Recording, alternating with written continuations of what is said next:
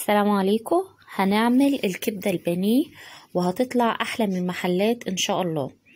نقول بسم الله ونقول معانا كبدة شرايح، تقطعها عادي مش سميك وكمان مش رفيعة عشان ما تبقاش ناشفة معانا في القلي. طبعا الكبدة ما بتتغسلش، عصرت عليها ليمون بس وسبتها كده حوالي ربع ساعة تلت ساعة في الليمون. وبعدين معانا بقى ملح وكمون وكزبرة ناشفة وتوم وبصل بودر وشطة طبعا حسب الرغبة. انا ما بحبش فيها البصل المبشور علشان ما يتحرقش وقت القلية. البصل البودر والثوم البودر هنا بيدوا للتوابل وبيدوا للكبدة نكهة حلوة قوي، هتعجبكم ان شاء الله. هنقلب التوابل كلها مع بعضها، وهاخد معلقة من البهارات كبيرة اخدها على جنب احطها على الكفر اللي هحط فيه الكبدة اللي هو الردة والدقيق. هتبل بقى الكبدة كويس قوي من كل جانب واسيبها في التتبيلة دي حوالي نص ساعة. عموما الكبدة الأنسجة بتاعتها خفيفة جدا، ما بتاخدش أي حاجة لا في التسوية ولا في التتبيل، فأنا هحطها في التتبيلة الناشفة دي واسيبها. معانا بقى كوباية ردة ونص كوباية دقيق ومعلقة كبيرة من التوابل اللي تبلنا بيها الكبدة، وهنقلبهم على بعض كويس قوي. انا بحب اضيف دقيق نص كمية الردة اللي معايا بحط دقيق، لان الردة بس بتغمق الكبدة، الدقيق بيخليها فاتحة شوية، فبنحط نص الكمية. يعني لو هتحطي كوباية يبقى نص كوباية دقيق، كوباية ردة لها نص كوباية. نقول بقى بسم الله ونغطي شرايح الكبدة كلها بالكفر اللي عملناه ده كويس قوي من كل جانب. الكفر ده اللي هو بيغطي الكبدة، يعني اللي هو عبارة عن الردة والدقيق والتوابل، التوابل اللي هي الثوم البودر ونفس التوابل اللي عملنا بيها الكبدة.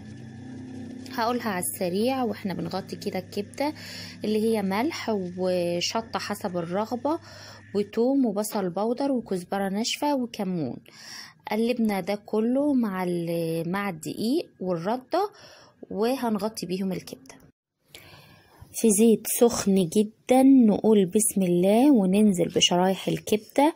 تاني هأكد ان الزيت لازم يكون سخن جدا وننزل بيه بشرايح الكبدة وهو سخن. وبعدين بعد ما نرص كل الشرايح نبدأ بقى نهدي.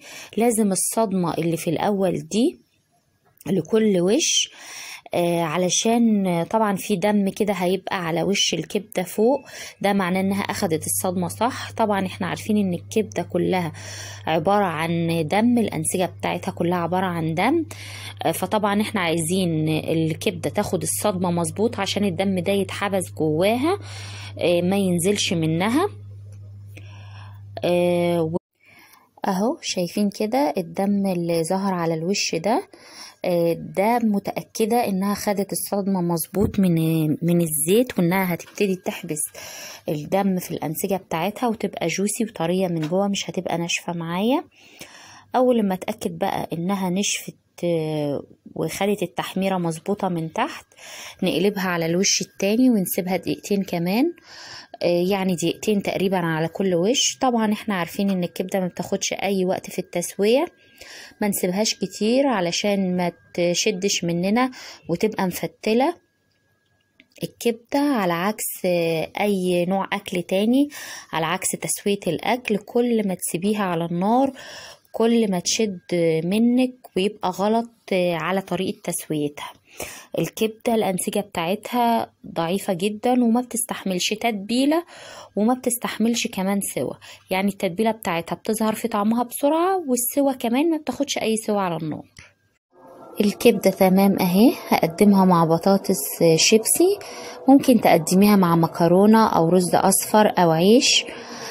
طبعا سواها كويس جدا والكفر بتاعها اهو ماسك عليها، ما وقعش من عليها ولا متفتته ولا حاجه. السوا بتاعها كويس بدليل انها من جوه لونها وردي. هفتح لكم واحده دلوقتي وهتشوفوها. لو هي طبعا غامقه من جوه طبعا كده معناها انها بتشد، ولو لسه فيها دم يبقى ما استوتش، انما هي معايا هي مستوية وناشفة واللون من جوه وردي. يا رب تجربوها وتعجبكم بالطريقة بتاعتي دي، والسلام عليكم.